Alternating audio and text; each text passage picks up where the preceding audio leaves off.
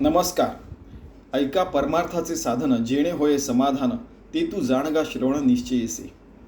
41वीं ओवी है दासबोध नित्य पाठ की और ये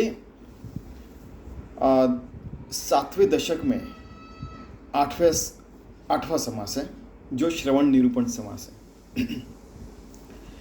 इसमें समर्थ रामदास कह रहे हैं कि अगर आपको असली परमार्थिक जीवन जीना है, साधन करना है और आपको समाधानी जीवन जीने का है, बिल्कुल देह अपना गिरने तक मरने तक, तो आपको अच्छे साधक से, साधु संत से, अपने सद्गुरु से श्रवण करना आवश्यक है. ये तो निश्चित है. तो क्या सुनने का? तो अद्वैत परमार्थ सुनने का, जिसके कारण हमें पता चला कि हमारी हर पल्स बीट, नाड़ियों की जो धक धक होती है, हृदय की धक धक होती है, बोलना, चालना, सुनना, सांसों सांस लेना, पलकों की ऐसे होना, विचार करना, आचार करना, खाना पीना, सोना, सारे ऑफिस के घर के काम करना, सब लोगों से अच्छा रहना, ये सारी चीज़ें अच्छी होनी चाहिए. कब पता चलता है? जब हम वैसे लोग जो ऐसे बर्ताव करते हैं, ऐसी शुद्ध जिंदगी जीते हैं, उनका सुनने के बाद. तो ऐसा श्रवण करने का पता चलता है कि अरे ये तो बहुत आसान है. एक बार पूना की बात है, सारे बड़े साधक लोग वगैरह बैठे थे, तो जो सीधे रहते हैं उनको ये बहुत आसान है, ऐसा सबका यानी कंक्लूजन निकला. फिर किसी ने एक पॉइंट निकाला, पूना आपको तो पता है ना, बुद्धिवादी लोग बहुत रहते हैं, तो फिर लेकिन जंगल में गए तो जो सबसे सीधा पेड़ रहता है उसको तो पहले काट डालते, फिर हमको तो काटा जाएगा जिंदगी में, देखिए. हाँ, तो बाद में फिर लेकिन फिर एक अंकल थे, उन्होंने कहा लेकिन सीधा चलना यही एक अच्छा मार्ग है जिसके कारण हमें परमार्थिक जीवन जीने का है.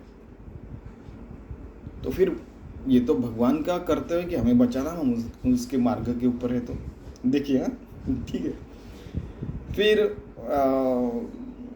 सब लोगों ने वो स्वीकार किया कि सीधा चलना, अच्छा काम करना वगैरह बराबर है. फिर उसके बाद में एक उदाहरण दिया था स्वामी जी ने कि जो याज्ञवल्क्य और मैत्रेयी संवाद है और बृहदारण्यक उपनिषद में है वो, कि आत्मा वा अरे दृष्टव्या, श्रोतव्या, मंतव्या, निधिध्यासितव्या. कि अगर हम लोग अद्वैत सिद्धांत सुन रहे हैं, अद्वैत भगवंता हर जगह है वो सुन रहे हैं, उसका प्रवचन सुन रहे हैं, उसके बारे में श्रवण हुआ तो अच्छा रहता है.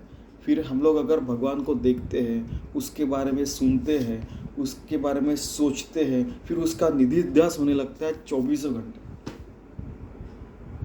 तो फिर हमारी ज़िंदगी सुखमय, समाधानमय हो सकती है.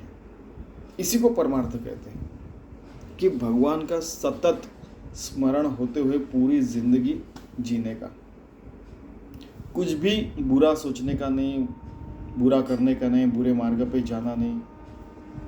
फिर स्वामी जी उसके ऊपर भी ये देते कि अपेयपान और अभक्ष भक्षण करने का नहीं. युक्त हार विहारस्य युक्त चेष्टस्य कर्मसु युक्त स्वप्नावबोधस्य.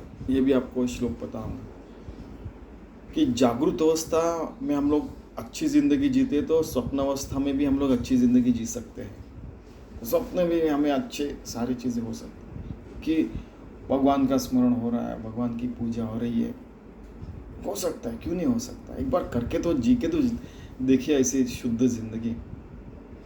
ठीक है. लेकिन कब पता चलता है? जब हम लोग अच्छे साधक से, साधु संतों से, अपने सद्गुरु से सुनते हैं तब. इसलिए श्रवण बहुत आवश्यक है, ऐसा समर्थ रामदास कहते हैं. चलिए हम लोग उनको जैसे ज़िंदगी जीने का उनका जो प्रस्ताव है हम लोग स्वीकारते हो, वैसे जीने का प्रयास करते हैं 24 घंटा. फिर क्या आनंदवन भुवन, राम राज्य, स्वानंद बोध पाटन तो बिल्कुल हमारे अंदर भी रहेगा और बाहर भी वैसे ही खिल के उठेगा, अपने कुटुंब में, समाज में, पूरी दुनिया में. ठीक है. बस इतना इतनी छोटी सी उनकी विनंती है हमें, आज्ञा भी कह सकते हैं, विनंती भी कह सकते हैं, सजेशन भी कहते हैं कि भाई ऐसा किया तो अच्छा है, ठीक है। चलिए ऐसे शुद्ध ज़िंदगी जीने का प्रयास करते हैं। धन्यवाद।